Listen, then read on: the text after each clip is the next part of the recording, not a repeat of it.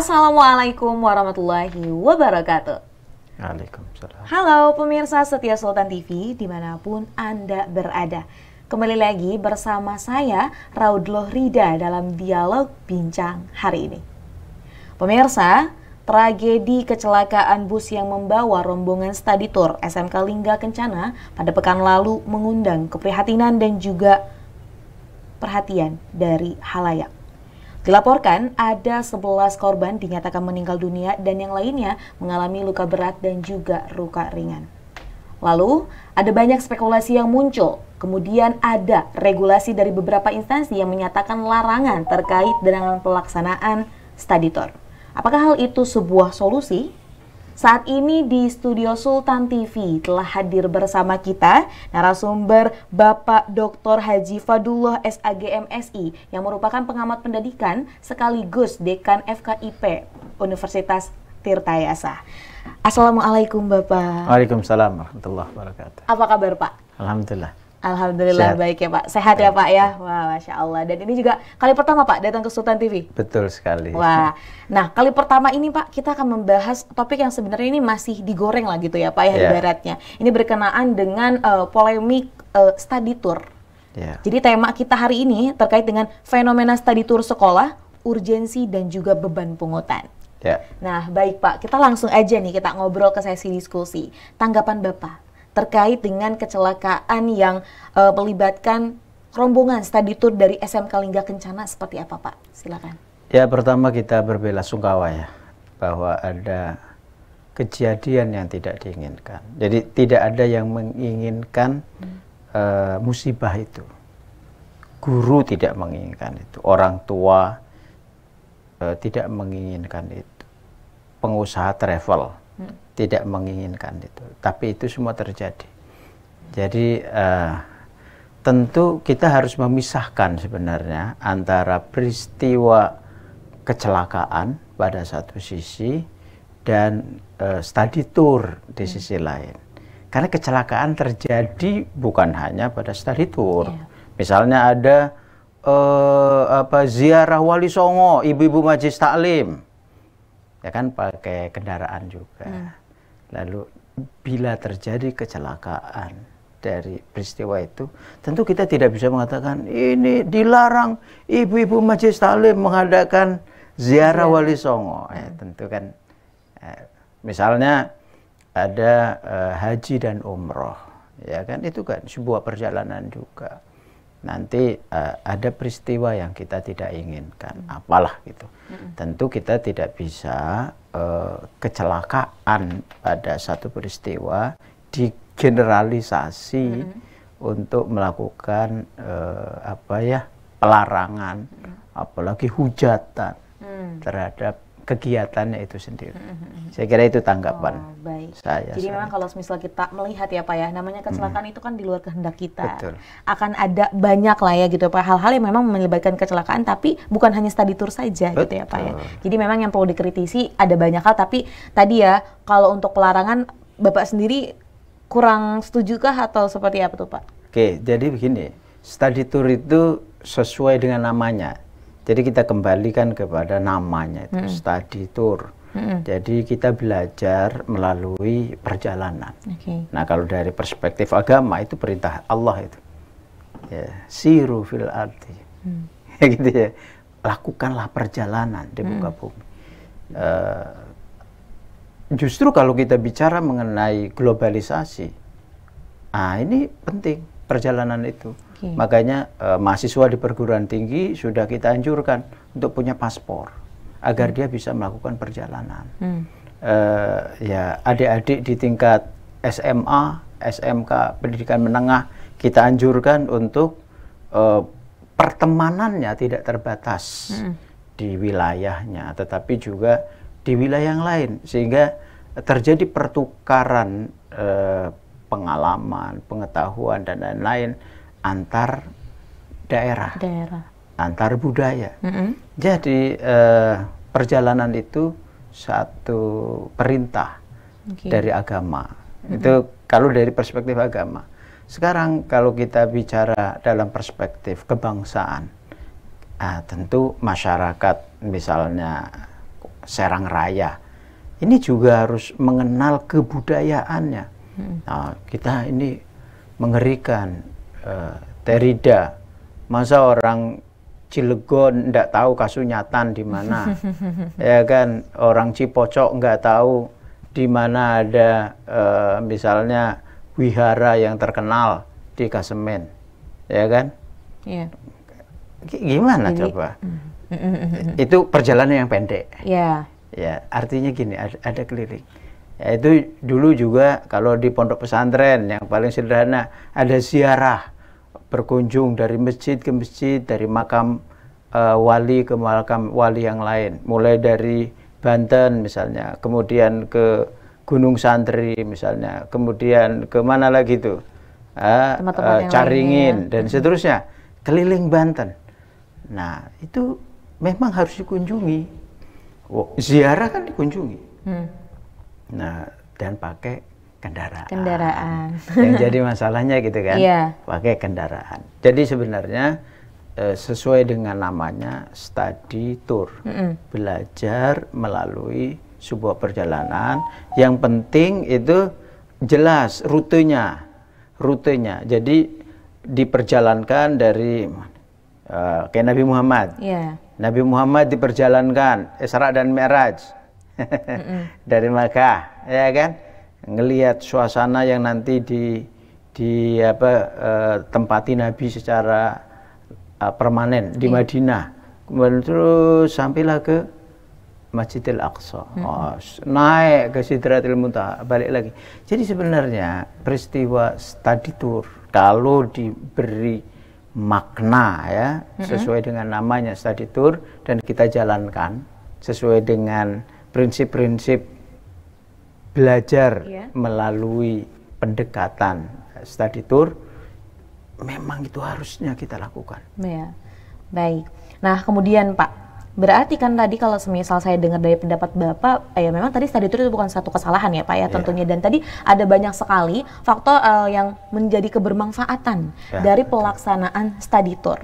Nah kemudian Pak, sebenarnya berpengaruh dong tentunya, Bapak setuju ya dengan bahwa study tour ini berpengaruh pada aktivitas pendidikan? Betul. Saya waktu dulu ya, saya anak madrasah, ibtidaiyah, sanawiyah, aliyah, kemudian lanjut di UIN Syarif Hidayatullah Jakarta itu madrasah semuanya.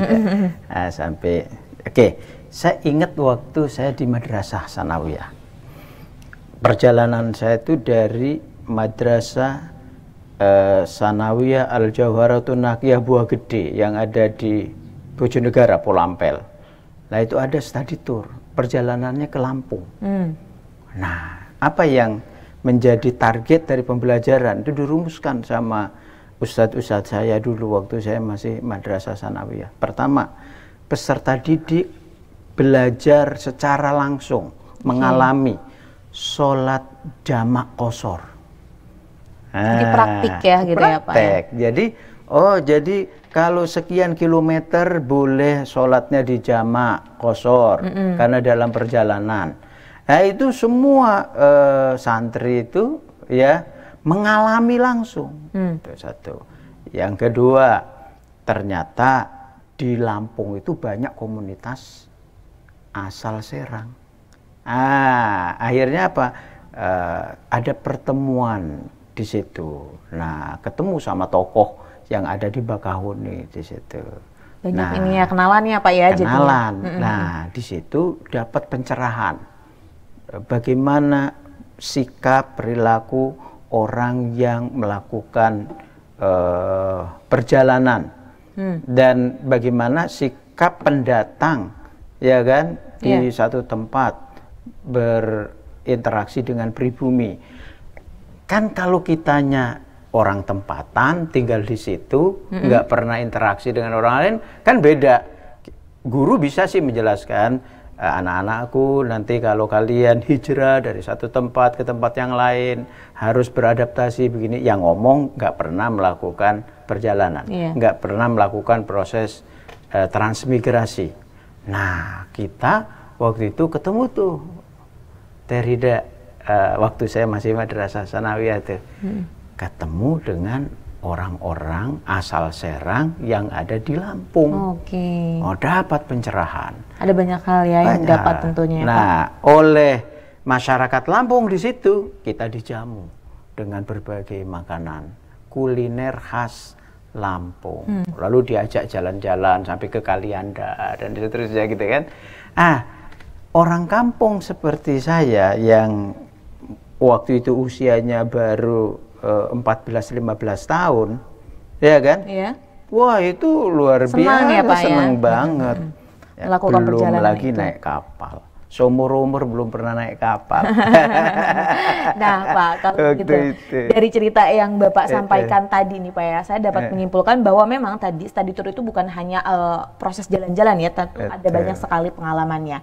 Nah, jika Pak study tour ini memang dilaksanakan, hal apa sih Pak yang memang perlu diperhatikan nih, baik untuk penyelenggaranya ataupun untuk pengikutnya gitu seperti itu? Ya.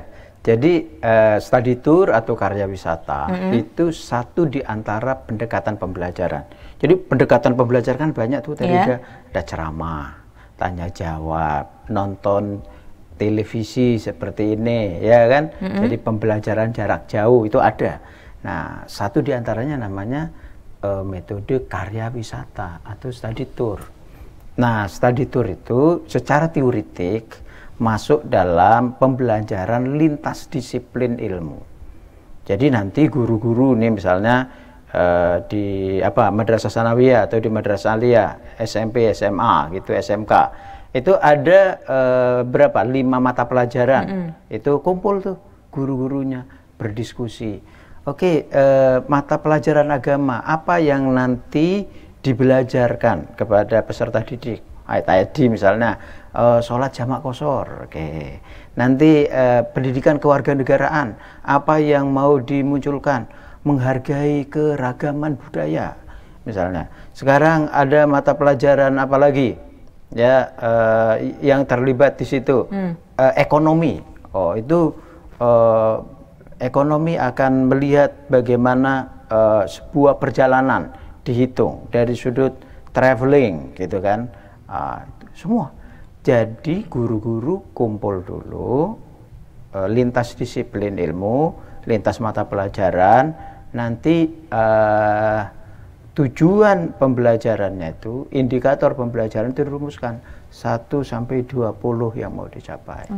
Nah, nanti kalau sudah begitu, di pelaksanaannya juga lihat, oh ya, kalau begitu nanti karena tujuan dari pendidikan agama Islam ada mengajarkan praktek sholat jamak dan qashar. Itu sudah di rundown acara disebutkan jam sekian sholat zuhur dan asar di jamak. Tempatnya di rest area mana. Nah, itu kumpul itu. Gimana nih itu niatnya, gimana prakteknya, gitu kan. Siapa yang diperintahkan untuk qomat pertama dan nanti qomat kedua, siapa yang jadi imam dan seterusnya. Itu kan sudah tuh. Nah, nanti begitu sampai ke tujuan, misalnya kita ingin melihat kekayaan budaya nasional kita.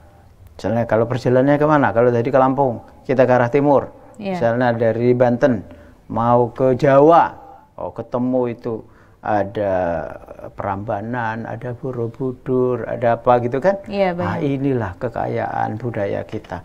Nanti ketemu di sana, sudah dikontak biksu yang akan menjelaskan tentang gitu ya, Pak, tupa Buddha terbesar di Asia Tenggara, namanya Borobudur. Bertetangga dengan yang dibuat oleh Nyi Roro Jonggrang, Prambanan. Itu Hindu. Nah, kita bisa menjelaskan Hindu dan Buddha di masa lalu, meskipun berbeda agama, mereka berdampingan. Nanti begitu terus berkunjung ke masjid-masjid bersejarah di tanah Jawa misalnya, itu bisa diterangkan. Begitu masuk, makan dulu kuliner. Ternyata yang dimakan misalnya daging kambing dan kerbau. Kenapa tidak sapi? Oh, di situ dapat penjelasan kenapa orang di masyarakat tertentu kalau berkurban tidak sapi, tapi kerbau, seperti orang Cilegon. Kalau kurban itu orang Serang Kebo, bukan sapi. Oh, dijelaskan ada penghormatan karena dahulu misalnya sebagian dari masyarakat tempatan itu sapi itu dihormati sedemikian rupa bagi yang beragama Hindu. Akhirnya yang beragama Islam menyesuaikan, kurbannya tidak sapi tapi kerbau. Nah, ini dapat penjelasannya bukan dari guru di ruang kelas, tapi dapat penjelasannya dari tokoh masyarakat di tempat itu sehingga beda suasananya. Dan peserta didik tuh ya, mau santri, mau siswa, begitu dapat penjelasan dari pakar di luar guru sekolah itu kan beda itu. Iya. Wah, keren gitu. Jadi itu juga salah satu hal yang perlu diperhatikan ketika mau study tour. Yang pertama adalah kegiatannya ya Pak ya. Tentunya ini jangan hanya asal cuma jalan-jalan, tapi ada banyak hal yang memang diambil. Dan tentunya dan nanti peserta didik kan ada dapat tugas. Iya. Itu menyusun laporan. Nah, jadi mereka akan menyusun laporan destinasi yang dikunjungi itu apa saja, dan apa peristiwa penting di situ dan seterusnya. Sehingga mereka bisa menulis misalnya 20 halaman tentang kekayaan budaya Indonesia, 20 halaman tentang kerukunan umat beragama yang dipraktekkan oleh leluhur kita, bangsa Indonesia. Jadi itu mencerdaskan. Mencerdaskan ya tentunya. Dan yang paling penting mungkin Pak, selain tadi rangkaian acara yang disiapkan oleh gurunya, keselamatan juga diperhatikan ya Pak ya. Nah, tentu kalau bab keselamatan ini biasanya ya kan terkait dengan tarif memang. Ya kalau tarifnya murah, kendaraannya pakai kipas-kipas gitu kan. Kalau tarifnya bagus maka pakai AC dan seterusnya. Nah, ini kalau tarifnya bagus biasanya ya penyedia jasa moda transportasinya. Nah, tapi kalau harganya murah akhirnya kendaraan yang ada sajalah gitu. Tapi kalau kita dulu ya di zaman yang serba sederhana, itu kita lebih senang tuh dulu dengan kendaraan itu milik instansi. Ya misalnya kalau kita biasa pakai teman-teman di Brimob itu kan punya kendaraan tuh ya, atau di Kopassus itu punya tuh ada kendaraan yang memang miliknya. Atau kalau ke kedinasan ada di dinas tertentu yang punya gitu. Atau ada korporasi ya, itu kan ada antar jemput karyawan tuh.